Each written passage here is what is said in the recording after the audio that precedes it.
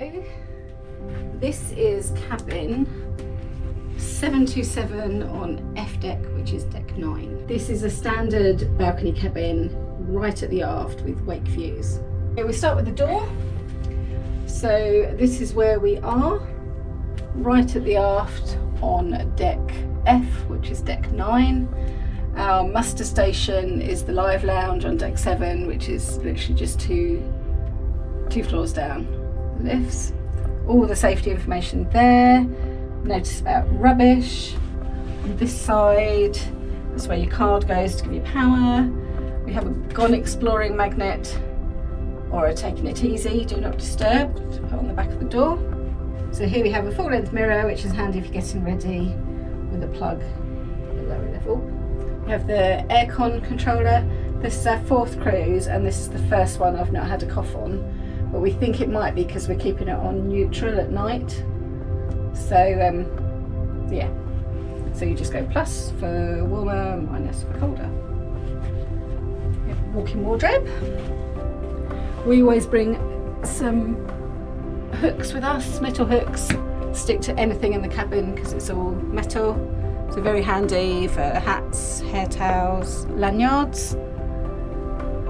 Okay, then in here we've got the hanging rail, loads of space down the bottom for shoes, excuse the mess.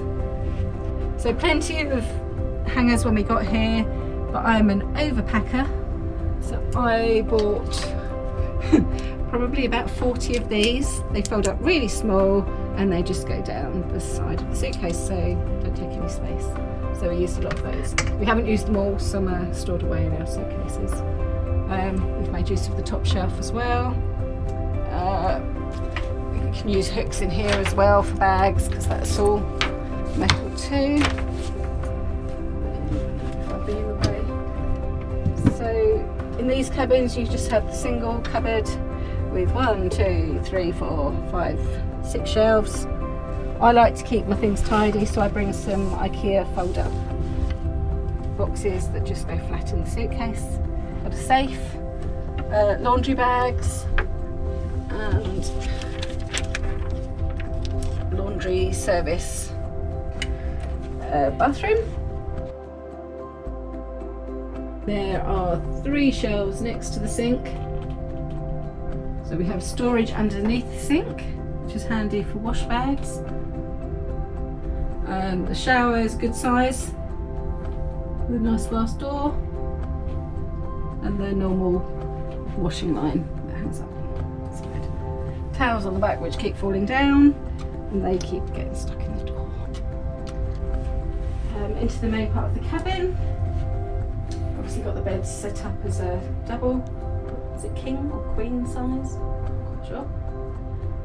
Each of us have got a bedside cabinet because this is a cabin with a sofa. If you have a cabin without a sofa, the second bedside table is actually the desk, which is then over on the bedside. But none of our party have one of those, so we can't take photos to show. So each of us have a bedside table with space in here to put things that you want to get hold of quickly, and 2, that's right, it's tidy in there, you can film in there if you want. 2 good sized drawers. Under the bed there's plenty of storage for suitcases.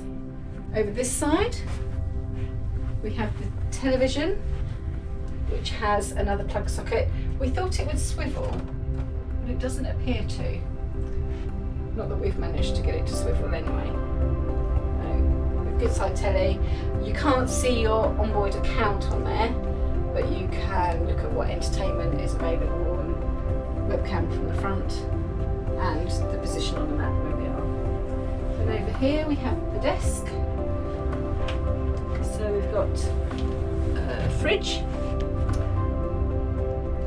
I don't know how we haven't eaten that Toblerone. We've already gone through one. And in here, this won't be tidy. We have a drawer that came with a, sorry, excuse the mess, came with a good size hairdryer that we think was new because it still had its tag on, but plenty of space for our biscuit stash so that our cabin steward keeps bringing them. We have quite quite a lot of biscuits to take home for the children, our adult children. Handy drawer. Then in here we have all the information. So there's a new P&O brochure. We keep all of the horizons because I like to look back at them at home. Room service menu, all the bits and pieces that we've collected during the almost 2 weeks that we've been on board. Room service menus that you have to put out the night before.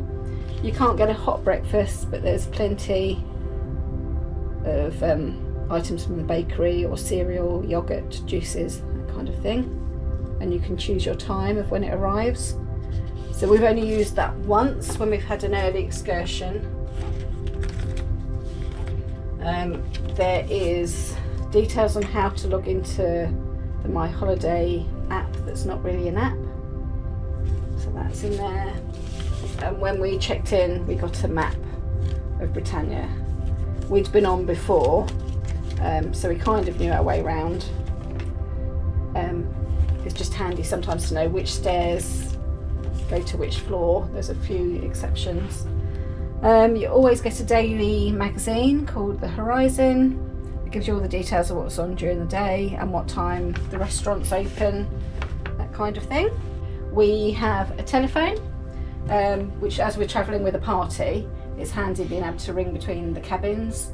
We didn't realise there was a message service, so one night I wondered why the phone was flashing, and it was because my mother had left a message for me, so that's quite handy as well. We've got the tea and coffee making facilities, 2 glasses. We always bring some mini squashes to make the water taste a bit better. So we've got kettle, mugs, and in here we have UHT milk. But I do not like UHT milk, so we go up to the buffet every evening and bring down a glass of milk. Tea bags, sugar, coffee. On this side we have a sofa which opens up to a sofa bed if needed. Which obviously we don't, so it's been handy to keep bags on really and sit down to watch the telly occasionally, not that we watch much telly on the cruise. So we have a movable table. The system with the towels is different now, the pool towels. So last cruise we just got pool towels up on deck, but now they give you a pool towel per person, and when they need changing there are a pool towel swapping stations, so you give them the old one and get a new one back. But we've not used that because we have had the retreat for the 2 weeks, so we've been using these out on the balcony for our chairs, which I will tell you about in a minute. So we've got the balcony. Okay, because this is an aft facing balcony, it is slightly deeper than the balconies on the side, which we had last year, which is quite nice to have a little bit of extra space. One downside to the aft balconies, certainly on this deck, is we have had some soot. Did know before we came that there may be a problem with soot on these balconies, so we knew in advance. It's only been an issue really a couple of days, isn't it? I don't think it's much of a problem today, but we have taken some photos to try and show it. The advantage of having an aft cabin is the beautiful view. So overall, we've enjoyed having this cabin. The first few days you weren't sure about having this aft view, just because we thought it might be a bit more movement, but it hasn't really been. We can hear a little bit of noise from the live lounge, which is 2 decks below us. 2? Yes, it's on deck 7. So often when we're getting into bed, or if we're in here in the evening, we can hear some noise from that, some of the singing or the bass, but it doesn't really go on too late. That hasn't been an issue. By 11:30 or so it's normally quiet, isn't it? So that's not been too bad. Again, the soot is a little bit of an issue for some people. We had 2 port days when it was particularly bad, but they're good at clearing it up. Position wise, obviously the views are amazing and it's lovely having a slightly deeper balcony. We have found that popping back to our cabin in an evening, if we're somewhere, takes longer than just popping back quickly. It's obviously longer to go because it's right at the bottom. But we've enjoyed it. So there you have it. This is cabin F727.